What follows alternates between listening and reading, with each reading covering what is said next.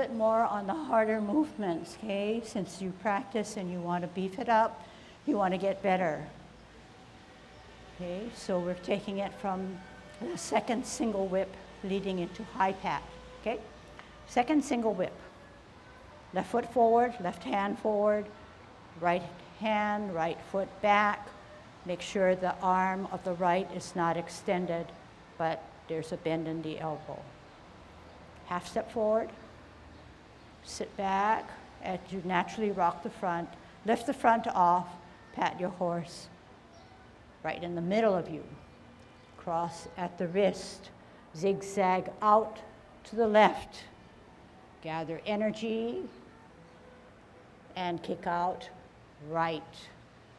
In, drop gently on an L stance, look through your double punch. Sit back, sit down, pivot all the way around.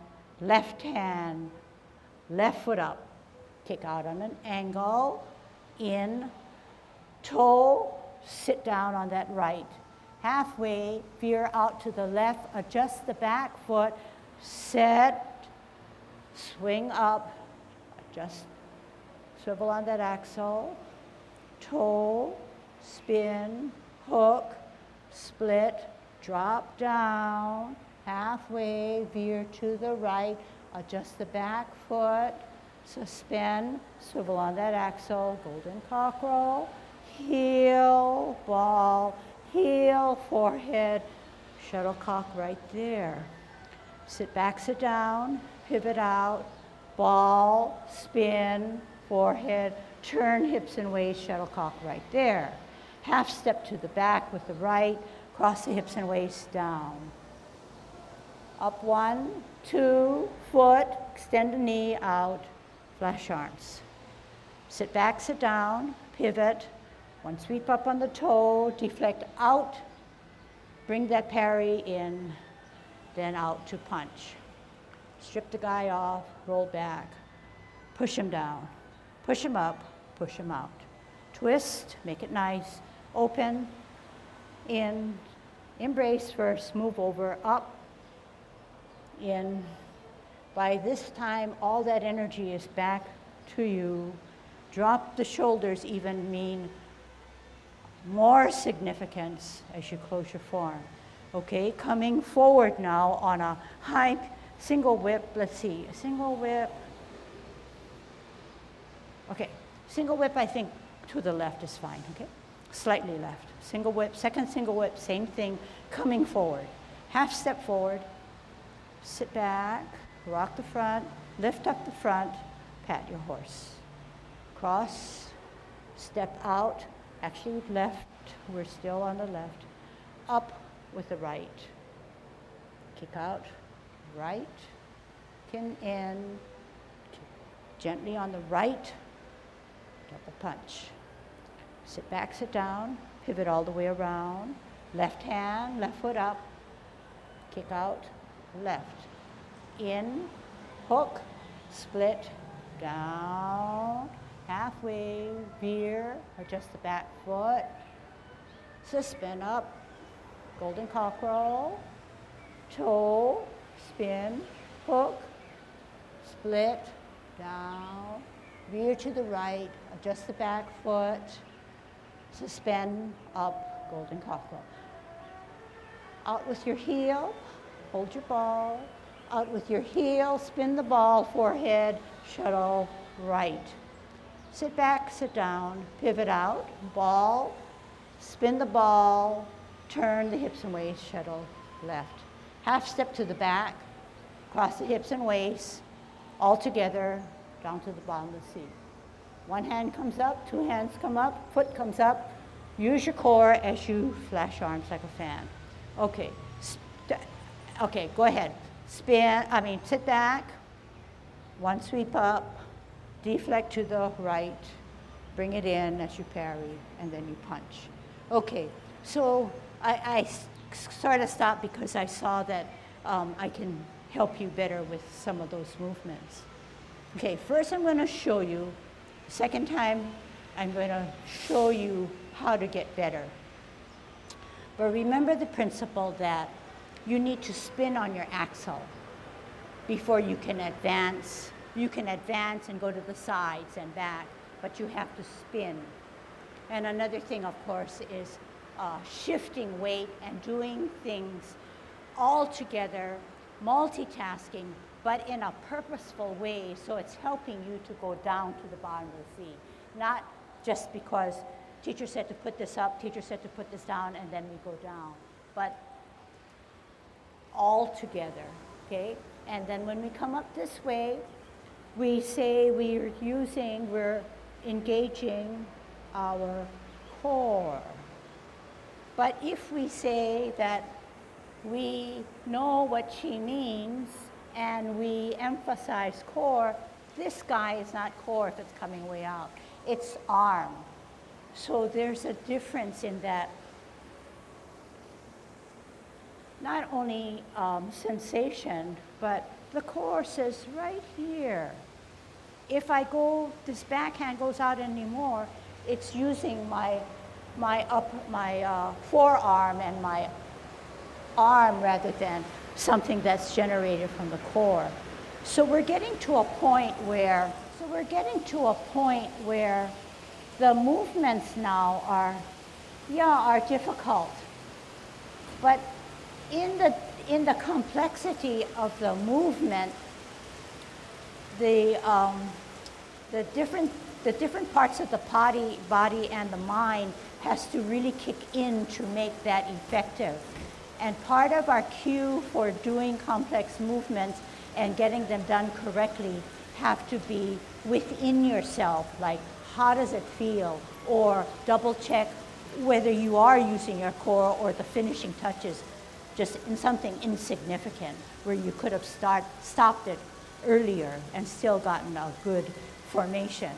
So what I'm trying to say is that you have to be the detective and investigate what's going on, because each of you have different, display different or feel differently about doing the different movements. So what I want to do is go over black and white now, how to do these movements. And then I want to sort of soften the movement by putting in some cues, some different strategies of principles that can help you. So it's not rehearsed, so I'm going to have to kind of wing it. Okay, so I don't think that you're going to try to match me, so I'm going to do it forward, and then at the same time, you can still see the strategies that I'm using. So I think I'm here, so I'm making sure that I'm setting it up correctly. Once I set it up incorrectly, then I'm going to have a hard time, and it'll continue. Bow step, bow, bow, arrow, half step, sit back. So it's not contrived, okay? So what I mean is that once you decide that weight is on the back, everything goes to the back, and this is the finishing touch. If it goes to the back, this guy has no business being on the ground. Weight is on the back, right? So it's not contrived. It's what is meant to be. Half step forward, sit back, put the weight on the back, lift up, pat your horse. Actually, I'm supposed to be forward, pat your horse. This hand comes here. The shoulders are always dropped, and I don't always see that. Cross at the wrist, step out, palms down. For stability, you want the palms down. You want to shift the weight. You want to center the energy, and you want to kick out on an angle. You want to bring it in. You want to keep that formation. You don't want that heel to go down that crosses the path of that set foot. You want to be on a bow stance, okay? Sit back, sit down. Okay, sit back, sit down. When you sit back, sit down, you're weighting this guy down. You don't want the tension and the force to be at your wrist. So you punch the guy, you sit back, you sit down, naturally opens up, allowing yourself to root down so that the insubstantial right foot can turn all the way around You need the centering. You need the kicking on an angle rather than a straightaway. Here, okay, here, this is occurring, okay? So maybe I should keep that angle here. So it's, if you want to stack now, if your hook hand is way out like this, your stacking is kind of off kilter. So you want that hook hand and the flat hand to be within the stacking range, right? You're giving it, you're setting it up correctly. The toe, you know, has to be split according to the heel of that planted foot. You sit down, you stack down. As a result of stacking down, this insubstantial foot now becomes weighted. It has to go down, otherwise this guy is going to not give you the stability. So you want to stack down, not stack down this way, just because you know you're going that way. So you stack down. Halfway, something always happens. You veer to the left, this hand comes out this way, and this foot gets adjusted. Okay, maybe I should show you this way. So this is the same formation, okay, but at a different angle. I stack down, I come down. Halfway, I start to veer to the left in a zigzag. By the time I get this hook hand here, something's going on back here. I'm going to have to adjust that back foot to a better 45 degrees. And it's not contrived again. It's something that's naturally warranted. And then, once you're like this, you're right in the middle. You cannot move unless you shift your weight. You have to give something up. We want to spin on that axle, and we want to come up this way. Toe comes down, we spin, same thing. It's not out, it's not to the side, it's not to in. It's in this location. Split out, drop down, not drop down this way. You want to stack yourself down. Halfway, veer, hand and top and bottom match. This guy comes to an adjustment. You need this. If this is too far down and not extended, you don't have that momentum. You don't have that momentum to then swing up this way. So you want to make sure that the hook hand is close to your body, not out like this, closer to your body. You're in good formation. It's hooked this way because a natural thing to do is to open it up and come forward. So hook it for a good purpose. Shift your weight. Open that hand, come up this way. This one needs work on, okay? The maiden works a shuttle. Let's work on serpent a little bit first, okay? So each time we do it, you're not going to see all of it because we're turning. So that was the purpose of me showing you forward first, okay? So let's try it for now, okay? So we're in a single whip. We're starting at high pat, okay? Half step forward. Sit back, not contrived. Lift up, pat your horse. Cross, step out, left. Gather energy, center energy, right. Kick out, right. In, zigzag on an L stance to a bow stance. Double punch. Sit back all the way, pivot, open the fingers, spin around, left hand, left foot up.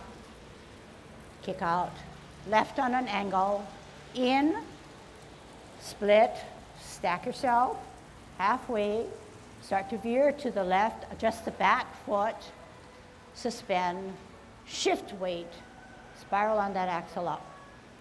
Toe, spin, hands up, hook, stack, halfway, veer to the right this time, extend, suspend, and up. Okay. Okay, so turn this way now, okay? So every time we do this, I kind of look at check people out. It's not easy, right? So don't give away the things that you learned when you did 10 form. When you do golden cockerel, the hand that sits to the side has a purpose. Some hands are going to sleep. So as you progress and you want to get better, this should come spiral high, spiral up. This guy comes down and sits to the side as if it were holding a ball. It can't hold a ball if you're going this way, right? So what's it telling me or telling you? That when we get into complex movements or we extend upon the basics that we know, the basics should cover us for everything as we progress. But we're concentrating so hard on something new or difficult that we forget the rest of our body. So let that be a cue to you that, yeah, you have stuff on you that can help you even more. And what did we talk about? If this is a counterbalance hand, it has to push down and this guy has to come up. But if this guy is already not obeying gravity by helping us to falter or to lose our balance, then, you know, you can fix that up. And remember that the drivers of your movement are always your hips. So although you're coming up, the swiveling of that hips and waist are slightly turning to give you that, not momentum, but the stability. So if you come to a hard movement and you don't know what else can help you, check your hips and waist. Just that small turn will help you to get where you, for more balance. Takes work, but you know, when you first know, when something's new to you and it's hard, you don't really know, you take the superficial movements and you try to teach yourself, which is fine. But later, as you get the superficial really intact, then you have to kind of bring it down and you have to dig deeper. And that's where you are, but everybody's at a different level. And it's not something overnight, but it's something that you have to reteach. First, absorb and understand and process, watch, and then apply. The application is the one that takes the longest.